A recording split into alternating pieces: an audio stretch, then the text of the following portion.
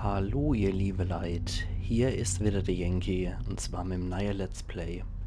Wir spielen heute Journey auf Pelzig. Es ist der Nachfolger von Gothic 2 und wie bereits angekündigt ist das ein Spiel, ja, was nur immer alle 2 Tage erscheinen wird. Morgen kommt dann wieder Illusion of Time raus, das lief ja schon gestern. Und übermorgen kommt dann die nächste Folge zu Journey. Es ist ein PlayStation 3 Spiel ursprünglich, was ich hier im PlayStation Store gekauft habe. Und da ich demnächst meine Masterarbeit angehen werde, brauche ich definitiv jedes Spiel, was auf Ruhe und was einfach nur einen Ruhepol mir bietet.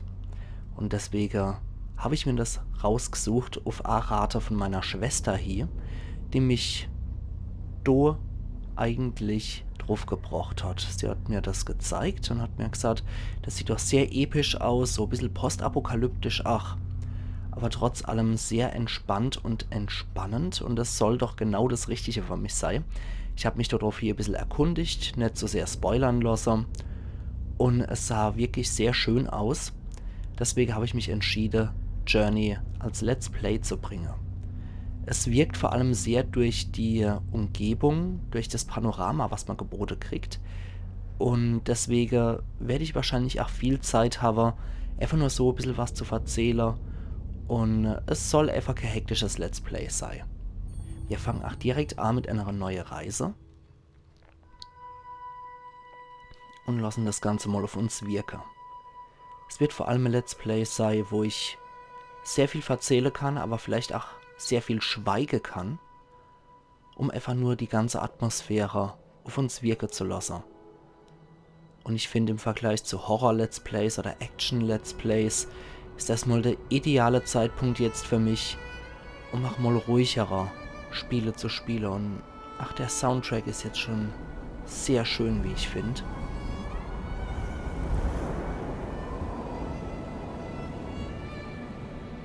Ja, wundert euch bei dem Let's Play dann bitte nicht, wenn ich zwischenzeitlich auch einfach mal still bin.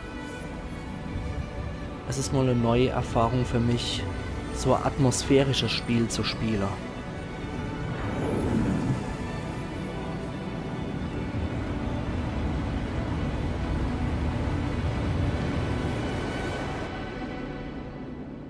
So, wir spielen anscheinend den kleinen Java hier. Utini! Und dann schauen wir mal, was wir machen müssen. Okay. Ah, wir können mit Neigung von unserem PlayStation Controller können wir die Sicht kontrollieren. Okay, da muss ich mich erst noch dran gewöhnen an sowas Interaktives. Mit unserem linken Controller bewegen wir uns. Wir hinterlassen sogar ach, Schneise im Sand. Springer oder so können wir nicht. Mit rechter, sag ich. Mit Kreistaste, das können wir anscheinend aufladen. Und ach, wie wunderschön, guckt euch das mal an. Ah, mit rechtem Control-Stick kann ich auch noch die Perspektive verändern, aber genauso wie wenn ich den Controller kipp. Ach, sehr interessant als dynamisches Gameplay. Und mit Kreistaste kann ich hier das aufladen. Und wie schön sich der Sand da auch mitbewegt, falls ihr das gesehen habt. Nochmal. Wow. Ja, es wirkt jetzt alle schon durch die Atmosphäre hier großartig. Man bewegt sich und wirbelt Sand auf und wenn man langsam ist, fliegt auch ein bisschen Sand weg. Ansonsten mit der anderen Taste noch nett. Aber das Einzigste, was hier unseren Fokus auf sich zieht, ist wahrscheinlich das hier am Horizont. Das sah so ein bisschen aus wie Grabsteine, was wir da im Sand gesehen haben. So ganzes Tal voller Grabsteine. Und hier flattern noch Bänder dran. Ja, man kämpft sich jetzt auch ein bisschen härter hier hoch.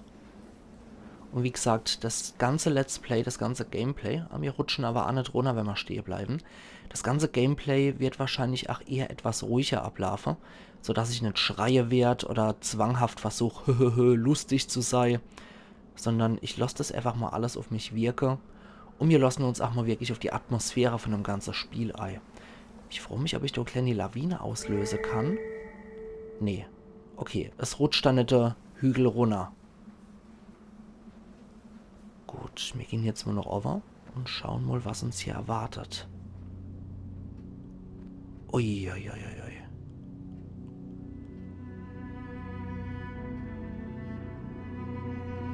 Oh, alle schon die Musik. Wir sehen in der Ferne nur einen Berg. Und da wird uns wahrscheinlich unsere Reise hinführen. Wir starten hier in der Wüste. Ich bin gespannt, ob es auch noch andere Gebiete außer die Wüste geben wird. Und das sieht für mich sehr stark noch Grabsteine irgendwie aus. Okay, mehr als das können wir nicht machen, aber ich freue mich, wofür das gut sein wird. Wir werden es noch sehen. Ja, jetzt können wir hier runterrutschen. Das erledigt natürlich alles etwas schneller. Und hier sind überall diese... Ja, diese Stele wie Grabsteine eingebettet. Aber wir können nicht mit den Dingen interagieren. Nee, wir können auch nicht lesen, was dort draufstehen mag. Falls überhaupt nur was verblasst draufsteht. Es sieht aus wie ein alter Friedhof, über den die Wüste als Sandsturm reingebrochen ist. Die Musik untermalt das Ganze auch nochmal. Den etwas trostlose Zustand im Hintergrund sehen wir diesen Berg wieder. Hier die Sonne. Ja, es wirkt alles irgendwie recht trostlos durch diese Sanddüne. Aber trotz allem ist auch diese Landschaft, die in ihrer Stille und in ihrem ehrwürdigen Dasein alle schon wirkt. Zwar nicht allzu überwältigend, aber es wirkt definitiv. Es hat seine Würde einfach, dieser Ort. Und es wirkt schon fast, als wäre die Person, die wir spielen, so ein Störfaktor innerhalb dieser Ruhe. Als wäre das eigentlich eher ein Ort, an dem lebende Wesen nichts zu suchen haben. So, jetzt können wir auch dort hier gehen. Und schauen mal. Ah, das ist dieses Symbol, was wir auch mit der Kreistaste hier kriegen. Wir werden offenbar von irgendeiner Kraft oder was beseelt.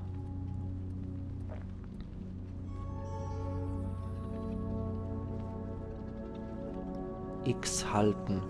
Oh, jetzt können wir fliegen, oder was? Wir haben jetzt noch ein Band hinten drauf kriegt. Was passiert jetzt?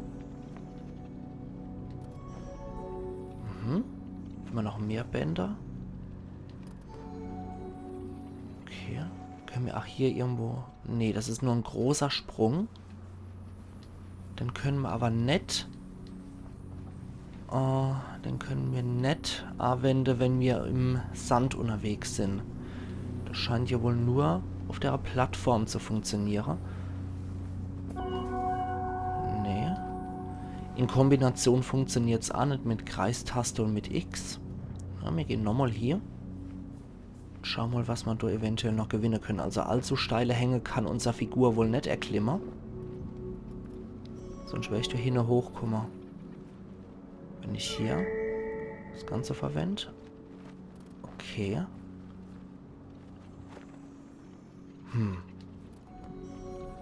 Ich glaube, dass wir dorthin hier gehen sollten. Das sind nämlich noch mehr Ruinen. Inmitten von der Wüste. Und hinten am Horizont sehen wir auch noch was. Denn Teile können wir jetzt nichts anfangen. Dann gehen wir mal dort hier. Anscheinend nur, wo die Bänder rumflattern, können wir unseren Sprung einsetzen. Probieren es gleich mal wieder aus bei der kleinen Ruine hier.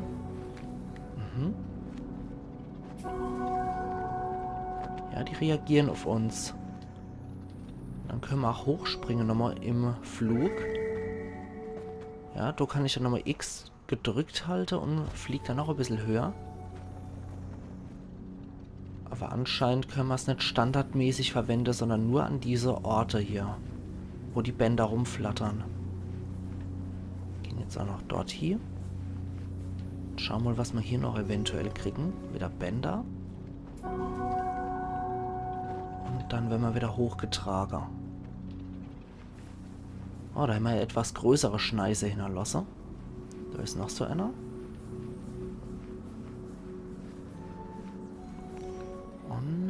Ja, offenbar könnte man auch dorthin gehen. Bin immer sehr gespannt, was hier kommen wird.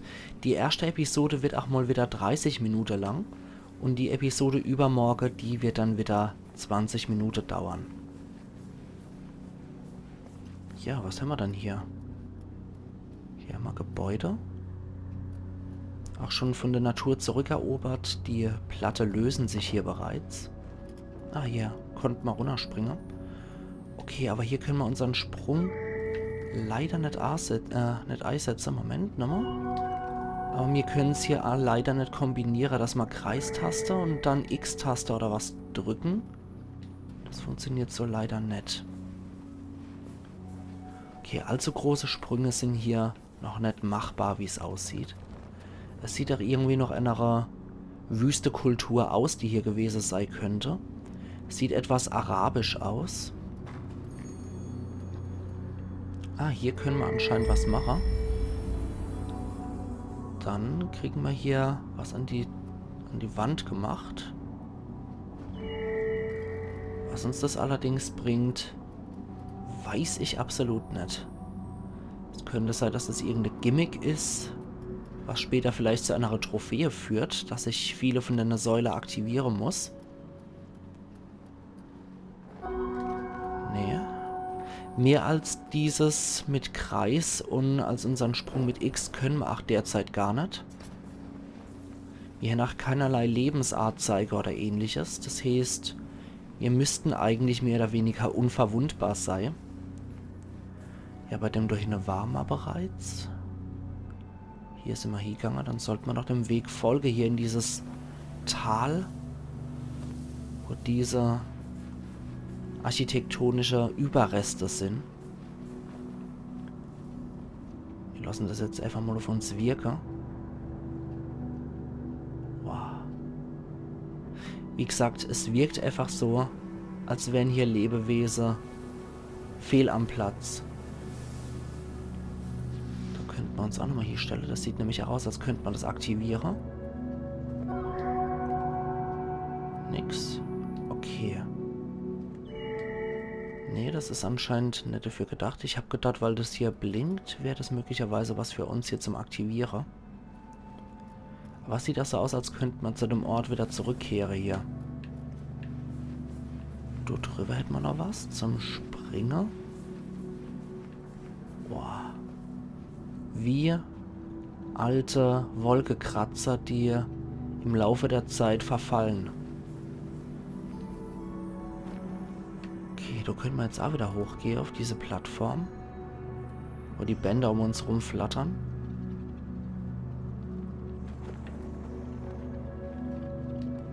Dann schauen wir mal einzeln in die Gebäude vielleicht rein.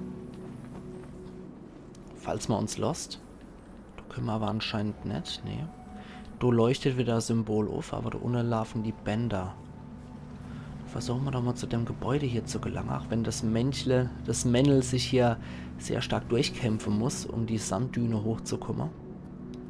Nee, hier können wir anscheinend nicht durch. Hilft uns auch unsere mystische Kraft offenbar nicht weiter. Ich vermute auch mal stark, dass es bei den anderen Gebäuden ähnlich sein wird, aber wir schauen sie uns trotzdem an. Nee, wieder nix. Okay. Ja, das Spiel zählt tatsächlich zu der erfolgreichsten PlayStation 3 Spieler. Was mich irgendwie jetzt so am Anfang schon gar nicht wundere braucht, weil das ist doch durchaus ein Spiel, was man spielen kann, wenn man mal von der Hektik vom Alltag zu sehr übernommen wird. Und wenn man einfach mal wieder einen Ruhepol braucht. Das ist wie Illusion of Time auch so ein Spiel, was man spielt, man legt es mit dem Lächler wahrscheinlich wieder zurück und dann liegt es dann Wochen, Monate, vielleicht sogar Jahre rum, bis man sich wieder denkt, ich könnte mal wieder die Reise antreten. So könnte ich mir das durchaus sehr gut vorstellen. Ähnlich geht es mir auch bei Illusion of Time. Und umso fröhlicher und glücklicher bin ich eigentlich auch damit, dass ich dann zwei von solche Spiele, deren Größe Kategorie könnte man schon fast sagen, hier am Let's Player bin. dass das beide so Spiele sind, die Botschaft vielleicht hin, hier vielleicht eher U genannt, die Botschaft, während sie bei Illusion of Time doch relativ eindeutig definiert ist. Und das Spiel hier, das scheint ja wohl auch ohne Worte zu funktionieren. Ein Spiel, was einfach nur ohne Worte funktioniert, finde ich persönlich sehr selten. Deswegen freue ich mich, das Ganze hier einfach mal stumm, zumindest im Spiel selbst, stumm zu erkunden. Da ist ja wohl irgendwas. Was habe ich denn jetzt? Ah ja, jetzt habe ich hier die Dinger, die ich hier aktivieren kann, diese Bänder. Und wir kriegen wahrscheinlich jetzt hier irgendwas noch, weitere Bänder.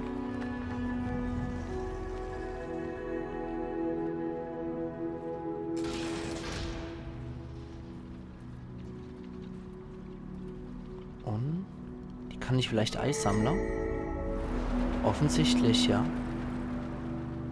Jetzt sind wir wohl in der Lage... Nee, doch noch nicht zu fliegen. Ich habe gehofft, dass es möglicherweise in der Lage wäre, ganz zu fliegen.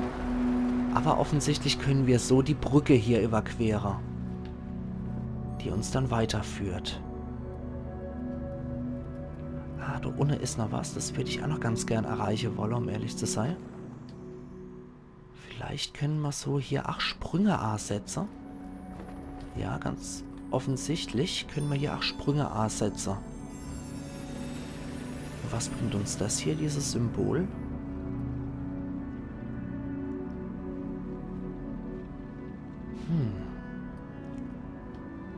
So bringt es uns nichts. Ich merke aber auch, ihr liebe Leute, je ruhiger ich bin, je ruhiger ich kommentiere, desto weniger anfällig bin ich für mein Räuspern und mein Husten, was ich irgendwie seit über einem Jahr schon dabei habe. Das scheint ja wohl wirklich zu funktionieren, wenn man hier etwas ruhiger dabei ist bei der Sache, dass man auch nicht mehr so stark am Husten ist. Das freut mich persönlich auch sehr, weil ich finde immer, dass diese Husterei, dass diese Räusperei sehr häufig meine Kommentiere stört. Es ist etwas lästig, wenn beim Kommentieren ständig gehustet wird. Auch wenn ich dafür nichts kann. Da ich ja das irgendwie seit über einem Jahr schon mit mir rumschleppe und das irgendwie nie weggeht. Aber offensichtlich scheint es zu helfen, wenn man ruhige Kommentarstil hat. Möglicherweise sollte ich den beibehalten. Oh. Ah, so können wir ja doch irgendwie fliegen. Ach, wie schön. Sehr, sehr schön. Dann gehen wir doch mal dorthin, nachdem wir uns jetzt hier überall umgeguckt haben. Schauen wir mal, ob wir das hier aktivieren können. Offensichtlich. Ja, das Spiel hat nur ein paar Rätsel parat. Und ansonsten soll es auch rein durch die Atmosphäre wirken. Man kann das auch mit mehreren Leuten spielen. Allerdings ohne sich über Chat oder ähnliches zu kommunizieren, sondern nur mittels Emoticons, die es hier im Spiel gibt. Wie Lache und ähnliches. Sagen wir uns jetzt zum Meditieren hier. Und kommen jetzt in die nächste Welt, oder was kommt jetzt? Dieser Berg wieder. Wir kommen anscheinend immer diesem Berg ein Stückchen näher.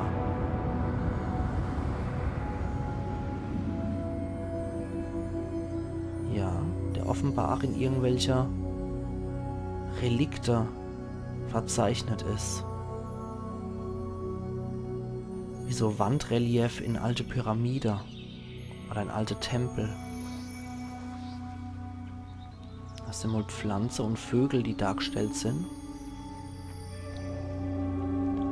Das könnten alte Bauwerke sein. Oder nee, Quatsch, das sind Tiere. Das sind Tiere. Oder vielleicht auch Wesen, wie wir es sind. Diese Kapuzenwesen. Und hier ist offensichtlich eine Treppe, die nach oben führt zu irgendwas. Jetzt öffnet sich uns die Pforte und ich denke, je mehr wir meditieren, desto klarer wird dieses Relief, dieses Mosaik.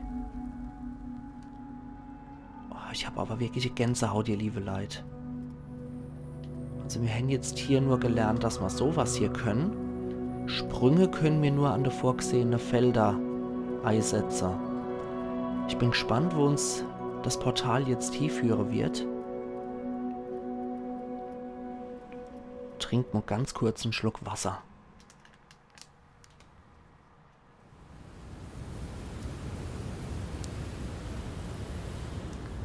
Hier ist die Wüste offenbar mehr in Bewegung. Kein reines Stilllebemeer, sondern Wasserfälle aus Sand, die hier hinter dieser Gebäuderuine ihren Platz hin. Ach du liebe Zeit. Oh, und hinter wieder dieser Berg. Ach, ist das... Oh, Mann. Das ist mal wirklich ein Spiel, was mit relativ schlichter Indie-Grafik wirkt. Aber es hat definitiv seinen Reiz und seine Wirkung wird definitiv auch erzielt. Ja, wir können hier wohl wie durch einen Federfall noch ohne Fliege. Und hier geht's weiter. Können wir hier wieder offensichtlich können wir hier wieder einen Sprung A setzen. Allerdings, wohin der uns führt, bin ich mir noch nicht so sicher. Ah. Hier haben wir wieder was. Okay, damit ist das ganze Banner hier, offensichtlich aktiviert. Oh, Mann.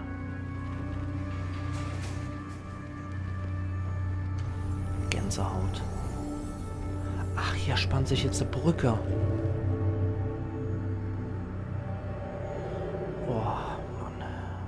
Wunderschön. Das ist richtig schön. Ja, ich merke schon wirklich, wie dieses Spiel mich packt, mich erwischt. Und dass es einfach nur beruhigend ist. Das Ganze zu spielen ist sehr beruhigend, muss ich sagen.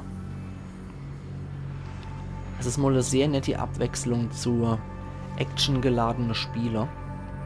Und auch wenn diese Art des Kommentierens jetzt wirklich neu für mich ist und auch die Art von solchen Spieler relativ neu für mich sind, auf meinem Kanal ja bisher eher Actionspiele, Horrorspiele, irgendwas, wo immer was los war, ist. Ja, da ich bisher immer nur solche Spiele gespielt habe auf meinem Kanal, ist es auch irgendwie umso schöner, wohl solche Spiele zu spielen. Da müsste ich mal gucken. Habt ihr zufällig noch andere Spiele parat, die euch so einfallen, die ähnlich sind wie Journey? Das würde mich nämlich auch sehr interessieren. Möglicherweise können wir auch das hier aktivieren. Sieht ganz so aus, ja. Ah, das war nur die erste Brücke, die wir da hingeschlagen haben.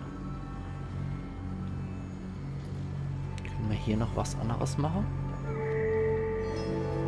Ich vermute doch stark, dass wir noch andere Brücke hier aktivieren müssen. Ja, wie gesagt, es wird mich ja auch sehr interessieren, ob ihr noch andere Spiele von der Art parat habt. Und wenn ihr wollt, dass ich die Let's Play, dann meldet euch doch einfach bitte bei mir in die Kommentare. Es wird mich sehr freuen, weitere solche Spiele mal zu spielen.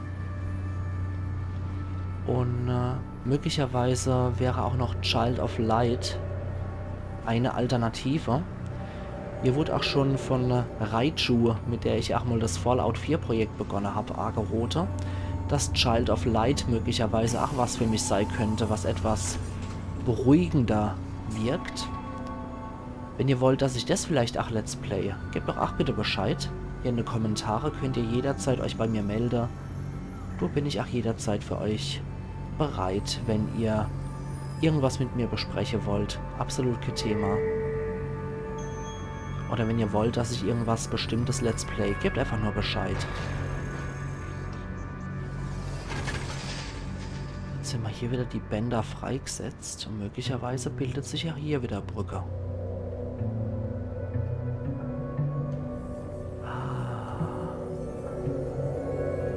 Ja, wir haben tatsächlich hier die Brücke geschlagen. Sehr schön. Sehr, sehr schön. Aber ich mag mich trotz allem auch weiter hier umgucken. Bevor ich diesen doch relativ eindeutigen Weg gehe, mag ich auch dort drüber nochmal erkunden. Und ich mag auch nochmal dort rüber gehen. Aber ich sehe auch, dass hier drüber noch was ist. Was ich mir natürlich sehr gern angucken werde. Nach hier gibt es noch Bänder zum Aktivierer. Oh, hier sind die... Hier ist der Sand sehr stark in Bewegung. Aber auch dieses rote Band mit der Zeichen drauf sollte noch aktiviert werden. Dann schauen wir doch mal, dass wir von dort aus möglicherweise auch unseren Weg gebahnt kriegen. Dass wir uns nicht so stark noch oben durchkämpfen müssen, sondern auch so dran kommen. Und dieses Symbol hier.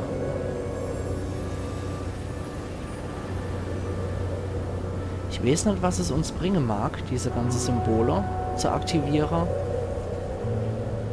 Aber wir werden es ja sehen. Ich finde es auch so schön, wie diese Figur hier so eine Art Pirouette dreht, während sie noch in der Luft rumfliegt. Da können wir zwischenzeitlich auch immer mal wieder surfen in dem Sand, der hier sehr stark in Bewegung ist, womit unsere Figur durchaus stark zu kämpfen hat. Aber durch diese Sandbewegung können wir auch mal teilweise so ein bisschen surfen, was uns auch etwas schneller voranbringt. Ja, hier wird mich doch definitiv interessieren, ob diese Welt durch rechts und links raus noch irgendwas zu bieten hat oder ob das reines Ambiente ist. Das werden wir dann sehen. Okay, hier können wir uns auch hochbewegen. Ja, hier kann die Person auch wieder klettern. Und möglicherweise reicht zum Aktivierer aus. Ja, offensichtlich. Da können wir auch wieder was erreichen, wie ich sehe. Mal schauen, ob wir da hoch genug kommen dafür.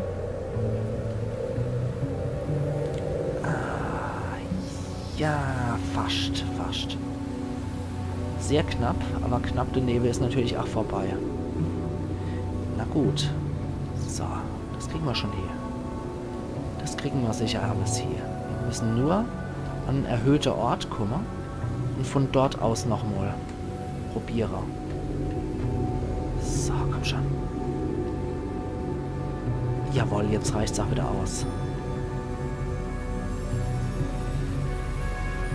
Ich muss auch sagen, die Musik ist hier sehr gewaltig.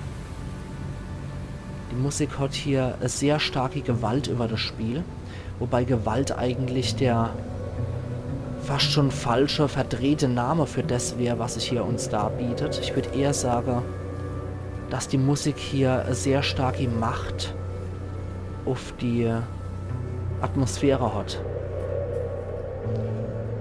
Mit der Musik wird einfach nur diese Bildgewalt vermittelt. Vielleicht trifft es diese Aussage etwas genauer. Jetzt probieren wir das Ganze noch zu aktivieren. Und auch das funktioniert. Also von Bildgewalt kann man bei dem Spiel schon definitiv sprechen, wie ich finde. Das sind sehr mächtige Bilder, die sich uns hier darstellen.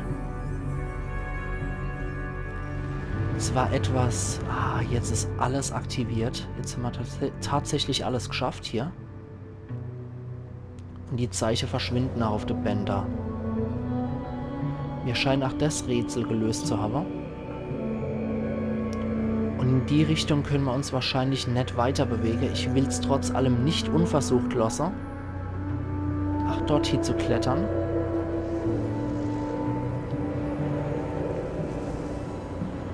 Aber ganz offensichtlich wird uns der Weg hier verwehrt. Es ist etwas schade, aber ich möchte auch nochmal auf der anderen Seite gucken.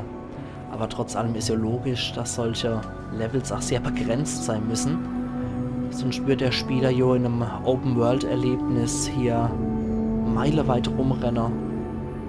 Wäre vielleicht aber auch nicht verkehrt, einfach nur um diese Landschaft auf sich wirken zu lassen.